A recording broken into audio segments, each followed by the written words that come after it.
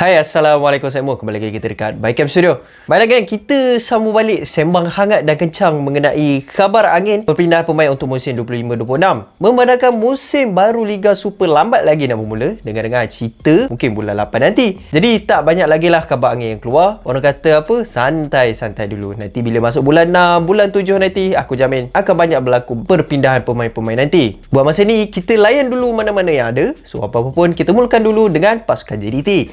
Dikabarkan untuk musim depan, JDT akan melakukan satu rombakan besar dalam pasukan apabila mereka akan melepaskan 10 pemain import, termasuk sekali dengan Coach Hector Bidoglio. Walaupun Coach Hector berjaya membawa JDT menjulang kejuaraan treble untuk musim ni, akan tetapi kegagalan JDT untuk mara ke skuad akhir kancah ACL Elite menjadi punca kenapa JDT memilih untuk menukar coach. Mungkin sebab Coach Hector tak capai KPI yang telah ditetapkan dan JDT mahukan taktikal yang lebih fresh dalam pasukan. Malah dikhabarkan coach baru JDT nanti mungkin akan datang dari Spain. Itu tak confirm lagi, kita tunggu saja pengumuman rasmi nanti. So, untuk pemain pula, aku tak terkejut kalau pemain-pemain seperti Alvaro Gonzalez, Jonathan Vieira, Anselmo dilepaskan. Sebab pemain-pemain ni JDT sign secara short term khusus untuk bermain dalam ACL Elite sahaja. Tapi bagi aku, pemain seperti Alvaro tu patut dikekalkan sebab aku nampak kualiti dia cukup bagus dan performance dia cukup mantap lah. Selain itu, agak mengejutkan juga apabila Jordi Amat dan Murillo dirancang antara nama yang bakal meninggalkan JDT. Jordi Amat musim ni agak sedikit down dan beliau pun dah hilang tepat kepada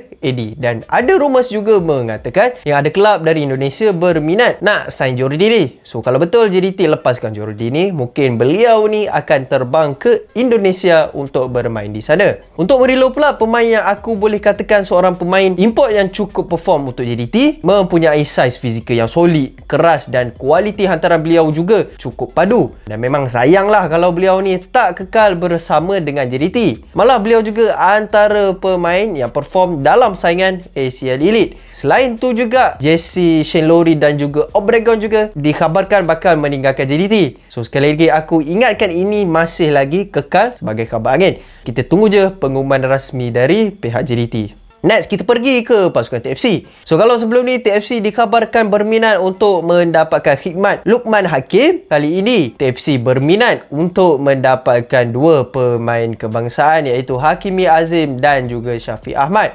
Memandangkan Safawi bakal pulang semula ke JDT, jadi TFC memerlukan seorang pemain yang berkualiti untuk menggantikan posisi Pawi ni. So, musim ni Pawi muncul sebagai penjaring terbanyak untuk TFC apabila menjaringkan 18 gol dan menyumbangkan 4 assist dalam 35 perlawanan. So walaupun TFC berminat untuk extend lagi loan Pawi untuk musim depan, akan tetapi JDT memilih untuk kekalkan Pawi. Jadi TFC kena carilah alternatif yang lain. So mungkin Syafiq dan Hakimi adalah calon berpotensi tinggi untuk menggantikan tempat Pawi ni. So malah aku ada dengar cerita yang TFC mungkin akan menguruskan 4 atau 5 pemain import sahaja untuk musim depan. Jadi ini adalah peluang terbaik untuk pemain-pemain lokal fight tempat dalam pasukan. Bagiku, ini adalah satu tindakan logik untuk TFC memandangkan mereka pun tak akan beraksi dalam mana-mana saingan peringkat Asia mahupun ASEAN. So tak perlulah pakai ramai-ramai pemain import. So pakai 4-5 orang pun dah cukup, janji biar berkualiti tinggi. So yang penting gaji biar jalan, jangan ada sangkut. Bak kata pepatah, ukur baju di badan sendiri. So kalau betul 3 pemain ni bakal join TFC musim depan, kita bakal saksikan gandingan Akhia, Luqman, Syafiq dan Hakimi di bahagian attacking TFC. So cukup menarik lah untuk kita lihat.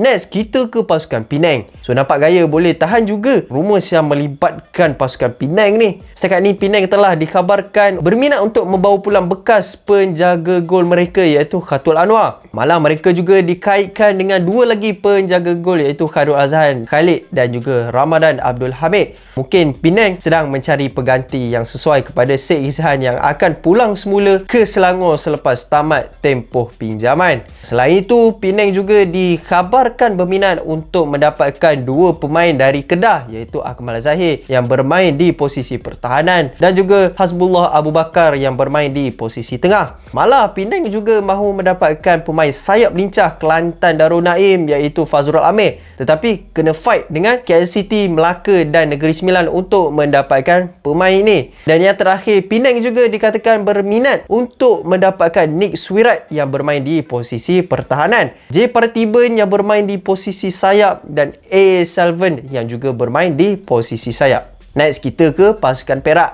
Memandangkan pasukan Perak sah dibubarkan untuk musim depan, kini pemain-pemain Perak telah mula diintai oleh beberapa pasukan. So, antara pemain yang mendapat perhatian adalah Shivan Pillay, pemain pertahanan yang kini berada dalam radar Kedah, Melaka dan Negeri Sembilan. Tommy Mawat Badar, pemain pertahanan dalam radar TFC dan Kuching City. Luciano Guaicochea, pemain tengah yang menarik minat TFC, Sabah, Kuala Lumpur dan pasukan dari Indonesia iaitu Persib Bandung. Clayton Silva, penyerang yang berjaya menarik minat banyak pasukan-pasukan seperti TFC, Sabah, PDRM, Kuching City, Penang dan KL City. Nampak gaya pemain-pemain Perak memang laku keras. Agak malanglah sebuah pasukan yang ternama macam Perak ni terkubur dek kerana masalah kewangan. So, harap masalah kewangan Perak ni dapat diselesaikan dan kita dapat melihat comeback semula pada masa akan datang nanti untuk pasukan Perak. Dan yang terakhir, Melaka berminat untuk mendapatkan 3 pemain iaitu T. Saravanan dan Syazwan Andik dari Seri Pahang dan Irfan Fazai dari Sabah. Jadi geng, itulah dia sedikit sebanyak khabar angin perpindahan pemain yang aku boleh share pada kali ini. Macam biasa, kalau ada apa-apa update terbaru, aku akan kongsikan pada video akan datang. So, itu saja semua untuk video kali ini. So, aku harap semua boleh like, subscribe, share dan komen. So, kita jumpa untuk next video. Assalamualaikum. Peace.